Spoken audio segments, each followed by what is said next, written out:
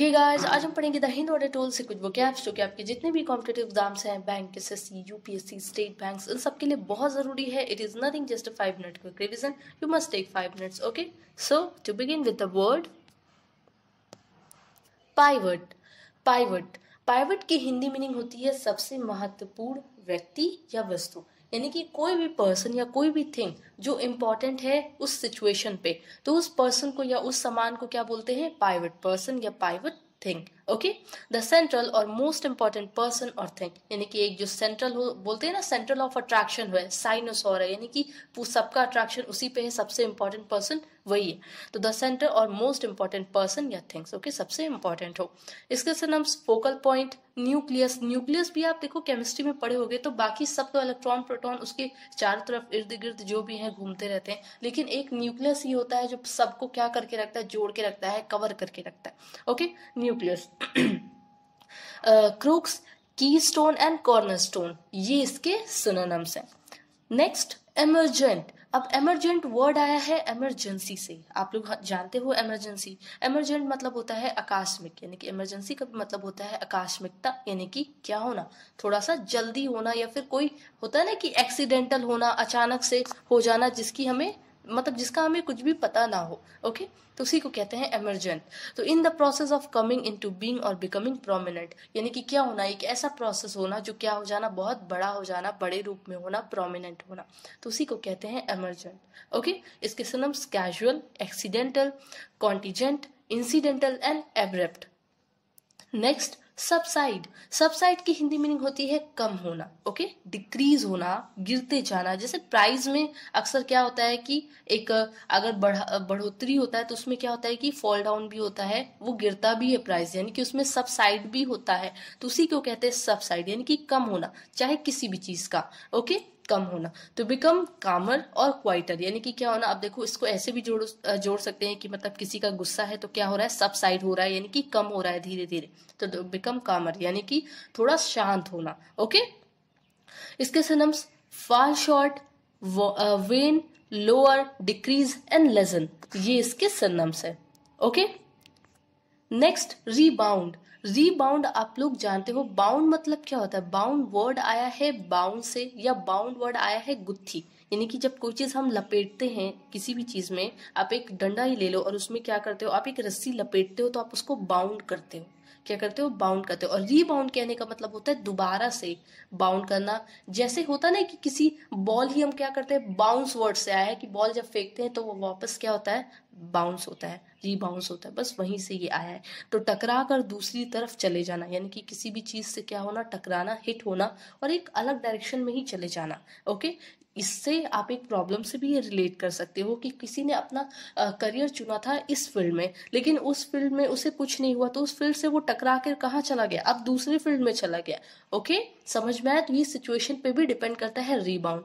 To hit something, somebody and then go in a different direction. क्या होना? किसी भी पर्सन को हिट करना, या फिर वो खुद ही हिट हो गया और डिफरेंट डायरेक्शन में चला गया. ओके, यानी कि bounce, boomerang, glance, recoil, carom, resile and recover, ये इसके सिनोनिम्स है. ओके, नेक्स्ट है sucker. Okay,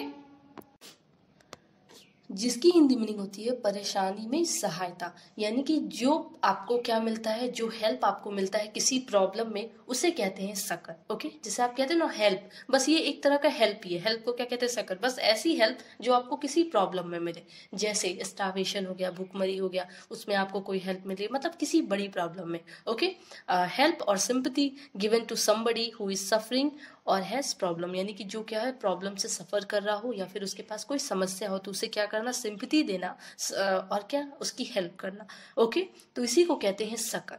respite, preventive relief, aid. Aid भी एक हेल्प होती है जो कि गवर्नमेंट की तरफ से दी जाती है. Okay, assistant and ministration. तो ये सब इसके सिनोनिम्स हैं. समझ में आ रहा होगा क्या बोलते हैं इसको? सकर कहते हैं. ठीक है, किसी प्रॉब्लम में जो हम हेल्प करते हैं उसी हेल्प को कहते हैं succour. Okay, next, temper. Temper की हिंदी मीनिंग होती है स्वभाव.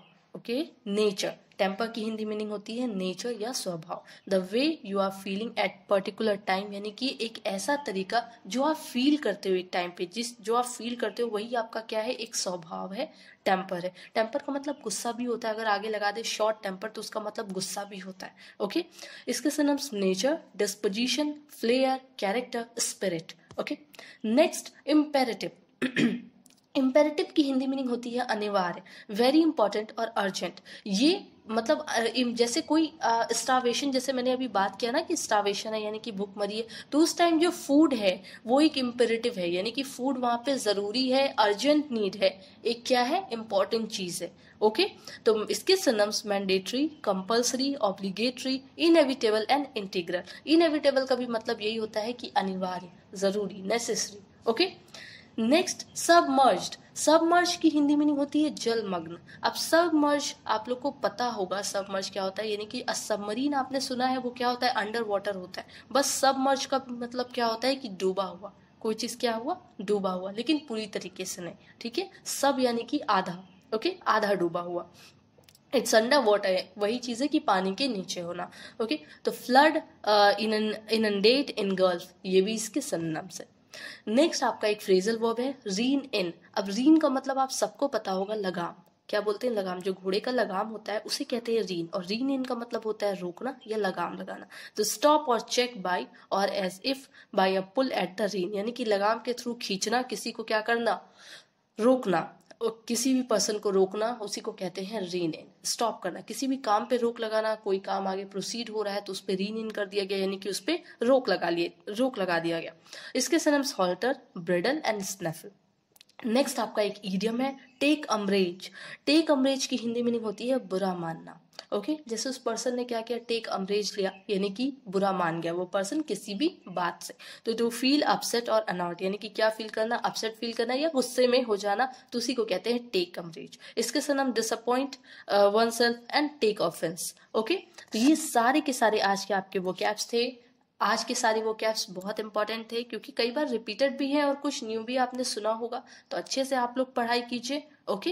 और शाम में 6:30 के बाद आप टेलीग्राम पे आया कीजिए, वहां पे आपका डेली क्विज चलता है जिससे आपका रिवीजन और स्ट्रांग हो जाएगा। ओके। Thank you.